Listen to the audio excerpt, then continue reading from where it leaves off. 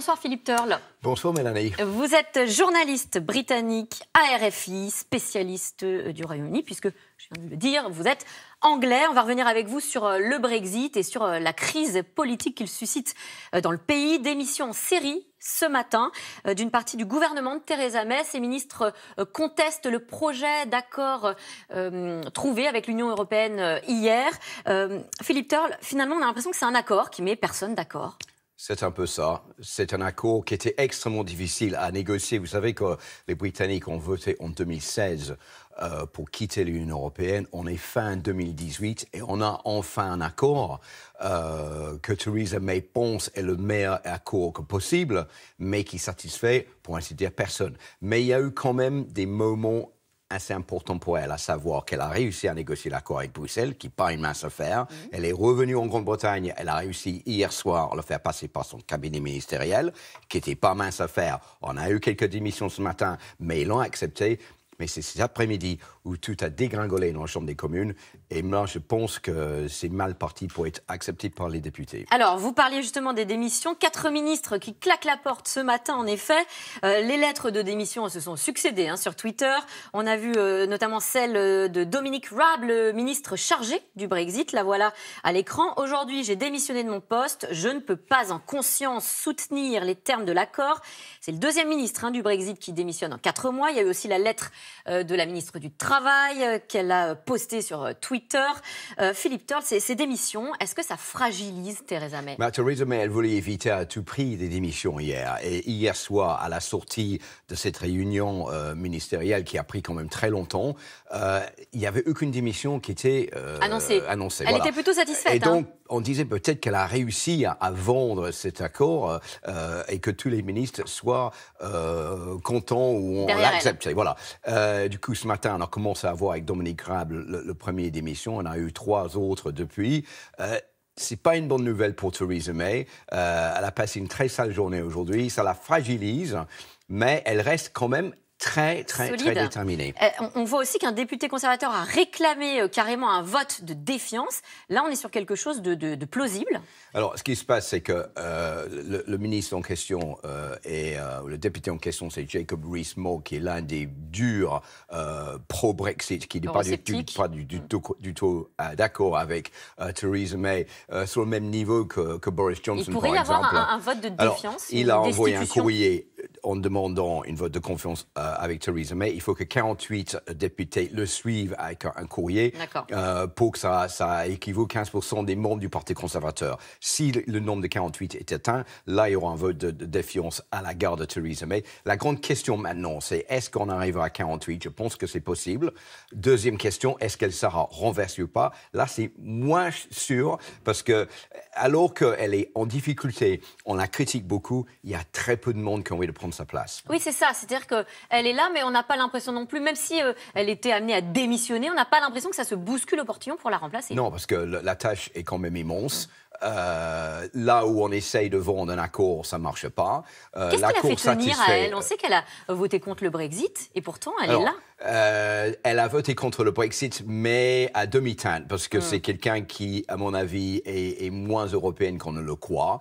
Elle l'a fait parce que son Premier ministre de l'époque, David Cameron, était, lui, en faveur du maintien du Royaume-Uni dans l'Union européenne. Donc elle était obligée de le suivre. Mais depuis qu'elle est Premier ministre, depuis que lui, il est parti en 2016, elle est extrêmement dur en ce qui concerne le Brexit. Il n'y a aucune façon pour elle de revenir vers un accord qui maintient la Grande-Bretagne dans l'Union européenne. C'est Brexit is Brexit et c'est tout. Alors justement, très concrètement, qu'est-ce qu'il y a dans cet accord? On est quand même plus dans ce qu'on appelle un Brexit doux?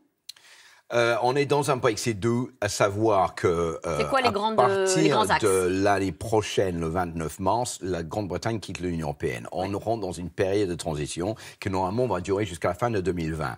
Pendant cette période, la Grande-Bretagne reste dans l'Union européenne, dans la zone douanière, comme aujourd'hui, pour faciliter l'échange de marchandises, comme si rien s'était passé. Une union douanière unique. Voilà, à partir de fin mars l'année prochaine, la Grande-Bretagne avec l'Union européenne doit essayer de négocier des accords de commerce pour, à partir de fin 2020, être complètement indépendant de l'Union européenne. Et c'est à partir de la fin de 2020 où ça cloche, parce qu'ils disent que l'accord que Theresa May présente nous laisse un peu sous l'égide de l'Union européenne, et c'est pas du tout cela que les gens voulaient. Autre point noir, c'est l'Irlande.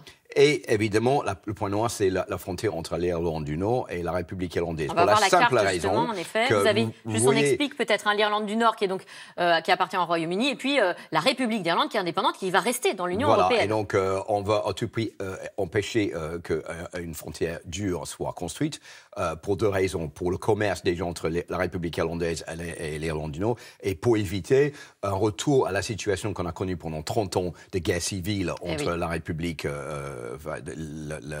l'armée républicaine irlandaise qui voulait que l'Irlande du Nord soit rattachée à la République irlandaise. Alors, pour avancer sur ce projet final, cet accord final, Theresa May va devoir convaincre les députés, le Parlement britannique, vous le disiez. Elle s'est exprimée ce midi. On va l'écouter. Son credo, en gros, c'est « avec cet accord, on évite le pire ».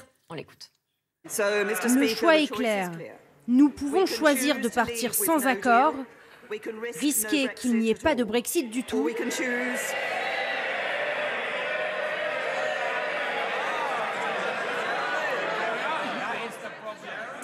ou soutenir le meilleur accord négociable. On a entendu les sifflements quand elle évoque pas de Brexit du tout.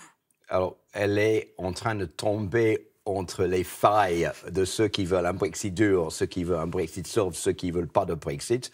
Et elle essaie de trouver une solution qui va à tout le monde, mais en fait, ça va pour personne.